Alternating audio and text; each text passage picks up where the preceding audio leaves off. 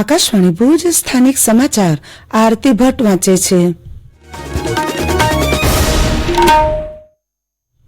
નમસ્કાર. રાજ્યના મુખ્ય ચૂંટણી અધિકારી દ્વારા ગુજરાતમાં લોકસભા ચૂંટણી તેમજ પેટા ચૂંટણી માટે તૈયારીઓ સુનિશ્ચિત કરી દેવામાં આવી છે. મતદારોને ઈપીઆઈસી કાર્ડ સમયસર મળી જાય તે માટે જરૂરી સૂચનાઓ આપી દેવામાં આવી છે. આચારસંહિતા ભંગ તેમજ ચૂંટણી ખર્ચ પર દેખરેખ માટે કંટ્રોલ રૂમ શરૂ કરી દેવાયા છે. તેમજ કોઈપણ મતદારને મત આપવા માટે સમસ્યા ન સર્જાય તે માટે તમામ જિલ્લા ચૂંટણી અધિકારીઓને નિર્દેશો આપી દેવામાં આવ્યા છે.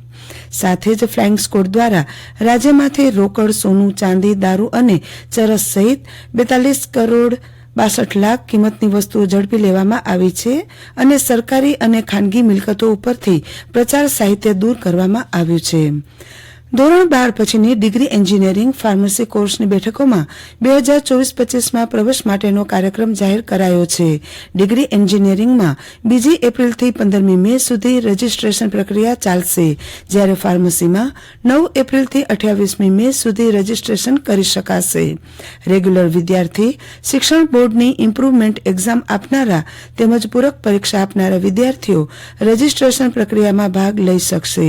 પ્રથમ રાઉન્ડમાં રજીસ્ટ્રેશન ન કરનારા નોન રજીસ્ટર્ડ વિદ્યાર્થીઓ માટે 21મી થી 25મી જૂન દરમિયાન પ્રવેશ કાર્યવાહી રાખવામાં આવી છે. માર્ચ મહિનાના અંતભાગમાં જ ગરમીએ પોતાનો પ્રકોપ દેખાડવાનું શરૂ કરી દીધું છે.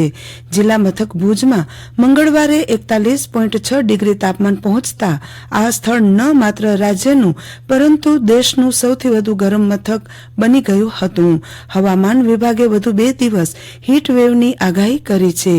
આ અંગે ભુજ હવામાન વિભાગના વડા પ્રીતિ શર્માએ આ પ્રમાણે જણાવ્યું હતું.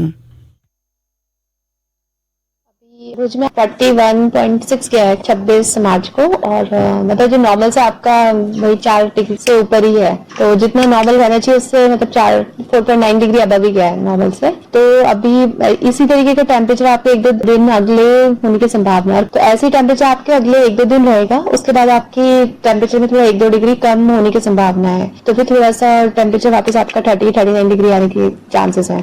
जितना रेनफॉल की बात करें तो आपका ड्राई रहेगा, तो कोई ऐसा वेदर इवेंट नहीं है. बट आपका थोड़ा सा गर्मी जो है अभी थोड़ा 1-आध दिन अभी थोड़ा हीट वेव्स और ये गर्मी रहेगी.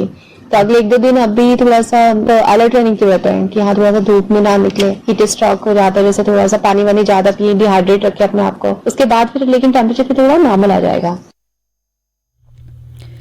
દેશભરમાં આયોજિત થનાર લોકસભા સામાન્ય ચૂંટણી 2024 અન્વયે નિષ્પક્ષ મતદાન થાય તથા તમામ નાગરિકો પોતાના મતાધિકારનો ઉપયોગ કરી શકે તે માટે રાજ્ય ચૂંટણી પંચના દિશા નિર્દેશ અનુસાર કચ્છ જિલ્લા ચૂંટણી તંત્ર સુસજ્જ છે.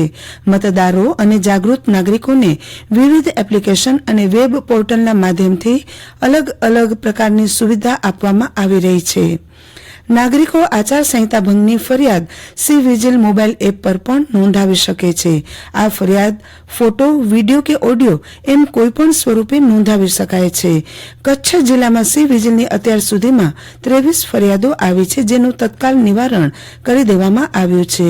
અત્યાર સુધી જિલ્લામાં વિવિધ માધ્યમો થકી કુલ 249 ફરિયાદો આવી હતી, જેમાંથી 248નો નિકાલ કરી દેવાયો છે.